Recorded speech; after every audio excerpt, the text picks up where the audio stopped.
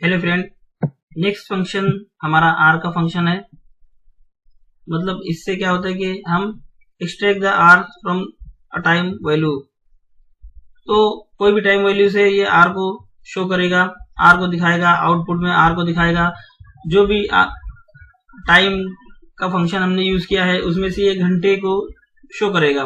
तो next function के example में अगेन ये हमारा कैलकुलेटेड कॉलम और मेजर का नेम हो जाएगा, या इधर से चालू हो जाता है आर का फंक्शन। तो आर लिखने के बाद में ओपन ब्रैकेट, उसके बाद में यहाँ पे क्लोज ब्रैकेट है। यहाँ पे देखिए ये टाइम का है, आर मिनट एंड सेकंड। तो बहुत सिंपल है, एक ही पैरामीटर इसके अंदर, एक ही आर्गुमेंट यूज होता है पैरामीटर, और इसके बाद में हम इसको फेच कर सकते हैं। अगर यहाँ पे आप देखो तो इससे पहले हमने देखा है डे का फंक्शन। डे के फंक्शन में हमने C2 को यहाँ से ये किया है C2। तो ये डेट एक्चुअली में ये डेट के फॉर्मेट में नहीं है, इसलिए यहाँ पे हैश वैल्यू है। इससे पहले वाली वीडियो में हमने पूरा इसका क्लियर किया है कॉन्सेप्ट को।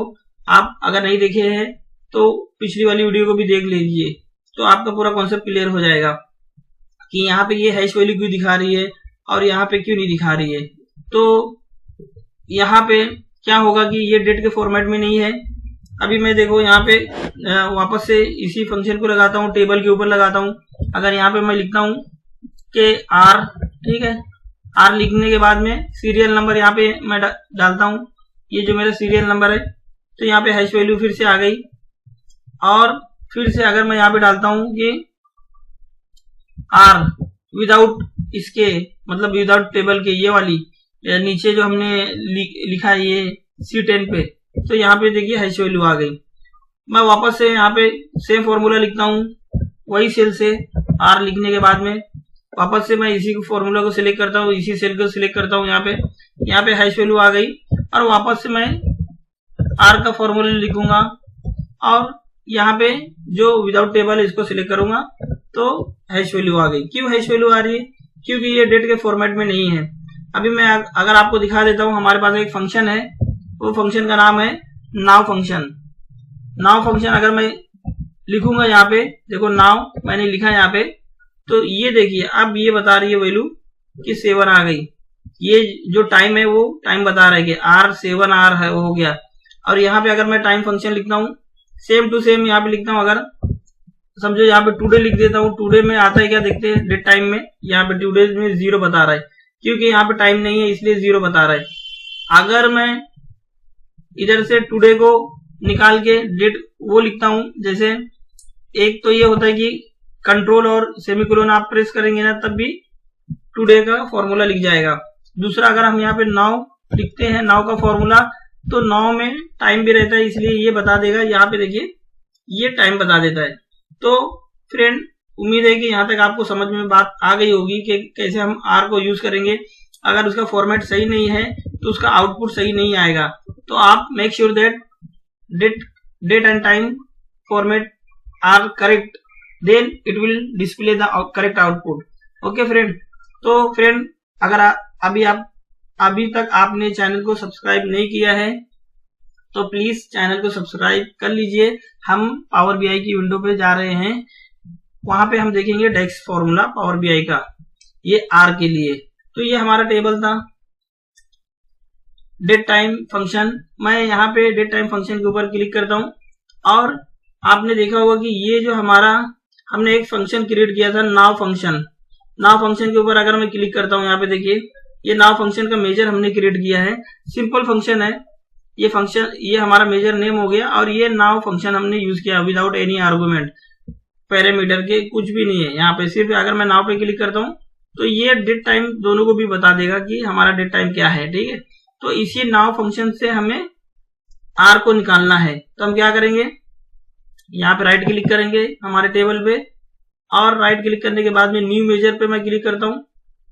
न्यू मेजर पे क्लिक करने के बाद में मैं यहाँ पे लिखता हूँ जो यहाँ पे हमें चाहिए आर चाहिए, राइट। तो मैं यहाँ पे लिखता हूँ, ये हो गया, ओके, सेल्स आर। और यहाँ पे लिखता हूँ मैं नाउ आर, या तो कुछ भी डाल देता हूँ, चलो आर ही डाल दिया। यहाँ पे आर लिखता हूँ। उसके बाद में हमारा जो ये मेजर नेम था वो क्या था, मेजर नेम का क्या था, ये नाउ फंक्शन, ठीक है। तो मैं यहाँ पे डालता हूँ नाउ फंक्शन। यहाँ पे देखो ऊपर मेजर आ गया, मैंने टैब प्रेस किया, ब्रैकेट को क्लोज किया और इसके बाद में ये जो मेजर है मेजर 2 अभी चेंज हो जाएगा। देखो ये आर के हिसाब से चेंज हो गया। मैं कैनवस के ऊपर और इसको सिलेक्ट करता हूँ, आर को सिलेक्ट करता हूँ, तो ये बता देगा कि कौन सा आर है, 7R हो, ठीक है। ये 7R बता दे रहा है, यानी मॉर्निंग का 7R है। जो भी डेट टाइम है उसके हिसाब से ये बता देगा। आपके सिस्टम में जो भी डेट टाइम है ना उसके हिसाब से ये कॉन्फ़िगर करेगा, उसके हिसाब से आउटपुट दिखाएगा। एक तो ये हो गया। दूसरा ये कि हमारे पास टेबल है, टेबल व्यू में जाएंगे। टेबल व्यू में जाने के बाद में हम पावर क्वेरी से भी आर को निकाल सकते हैं। तो पहले मैं पावर क्वेरी को आपको दिखा देता हूँ कि पावर क्वेरी में हम कैसे आर को निकालेंगे। तो पावर क्वेरी में जाने के लिए ट्रांसफॉर्म डेटा में क्लिक करो। आप ट्रांसफॉर्म डेटा के ऊपर वापस से क्लिक करो और वहां से आप आर को शो कर सकते हैं। नया कॉलम ऐड करके आप आर को शो कर सकते हैं। तो यहाँ पे मैं इसको थोड़ा मैक्सिमाइज कर लेता हूँ। यह हमारा जो टेबल था वो सबसे लास्ट वाला टेबल है डेट टाइम का। यहाँ पे देखिए ईयर मंथ ये समय हमने फिक्स किया है, यहाँ पे डे ईयर मंथ, और यहाँ पे देखिए ये टाइम फंक्शन है, ठीक है। ये टाइम से मैं क्या निकालना चाहता हूँ, कितना आर है। तो यहाँ पे मैं टाइम के फंक्शन के ऊपर क्लिक करूंगा, ये मतलब ये कॉलम के ऊपर क्लिक करूंगा। ऐड कॉलम में जाने के बाद में ये टाइम है, टाइम से मैं आर को निकालूंगा। ये आर के ऊपर मैंने गया, टाइम पे गया, टाइम के बाद में आर पे गया, आर से ये आर को क्लिक करूंगा तो न्यू कॉलम को क्रिएट कर देगा। ये देखिए आर का कॉलम बन गया। यहाँ पे 10 है तो 10 है, 9 है तो 9, ठीक है। यहाँ से आर को निकाल दिया। उसके बाद में हम इसी तरह से मिनट और सेकंड को भी निकाल सकते हैं। तो मैं यहाँ तक ये करता हूँ, नेक्स्ट वाली वीडियो में हम देखेंगे। तो यहाँ तक करने के बाद में मैं फाइल पे जाता हूँ। फाइल पे जाने के बाद में क्लोज एंड अप्लाई करता हूँ। अब मैं कैलकुलेटेड कॉलम से आपको बताऊंगा कि कैसे आर को क्रिएट करते हैं, मतलब आर को कैसे निकालेंगे कैलकुलेटेड कॉलम के थ्रू। तो ये यहाँ पे बता रहा है कि name are already exist, okay, ये बता रहा है। तो इसको क्यों बता रहे, क्योंकि क्लैश हो रहा है, ठीक है। तो यहाँ पे मेरा जो है ना आर का फंक्शन पहले से डिफाइन है। यहाँ पे देखिए मेजर, तो मैं यहाँ पे क्या करूंगा कि सेम नेम का जो फंक्शन हो रहा है, तो मैं यहाँ पे करने के बाद में इधर मेजर लिख देता हूँ। चलो आर अंडरस्कोर मेजर, यहाँ पे मैं लिख देता हूँ, आर के बाद में मेजर लिख देता हूँ। अभी कोई कंफ्यूजन नहीं होगी हमारे सिस्टम को, क्योंकि ये आर जो हो गया ना ये मेजर हो गया, हमारा आर मेजर हो गया। उसके बाद में हम पावर क्वेरी में जाएंगे। पावर क्वेरी में जाने के बाद में अप्लाई चेंजेस यहाँ पे कर देंगे, तो अप्लाई चेंजेस से भी हो जाता है। देखो लोडिंग करने के बाद में अभी हो गया। अगर हम अभी पावर क्वेरी में वापस से जाते हैं तो देखते हैं कि आर है क्या नहीं है, तो वो हम देख सकते हैं हम अपने पावर क्वेरी में जाके। तो होम पेज में गया, ट्रांसफॉर्म में गया और ट्रांसफॉर्म डेटा में जाने के बाद में देखते हैं हमारा जो आर का फंक्शन, आर का जो कॉलम हमने क्रिएट किया था पावर क्वेरी के थ्रू, वो मौजूद है कि नहीं मौजूद है, वो हम देखेंगे। तो यहाँ पे टेबल के ऊपर मैंने क्लिक किया और मैं थोड़ा स्क्रॉल करता हूँ। यहाँ पे देखिए जो आर का है इसको मैं थोड़ा मैक्सिमाइज कर लेता हूँ, आपको दिखेगा तभी।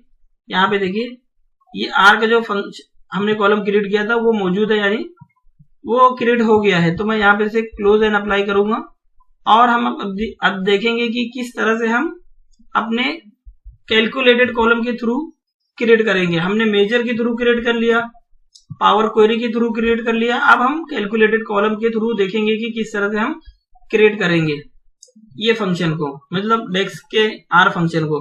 तो यहाँ पे मैं गया, ये टेबल के ऊपर क्लिक करूंगा। टेबल के ऊपर क्लिक करने के बाद में न्यू कॉलम में इसके ऊपर क्लिक करूंगा, क्योंकि हम कैलकुलेटेड कॉलम बनाने वाले हैं। हम आर को निकालने वाले हैं, फिच करने वाले हैं, डेटा को शो करने वाले हैं, आर डेटा को फ्रॉम डिलीवरी टाइम से। तो मैं यहाँ पे लिखूंगा आर, मैं सीसी लिख देता हूँ कैलकुलेटेड कॉलम। मुझे समझ में आ जाएगा कि आपको भी समझ में आ जाएगा कि सीसी का मतलब कैलकुलेटेड कॉलम, ओके।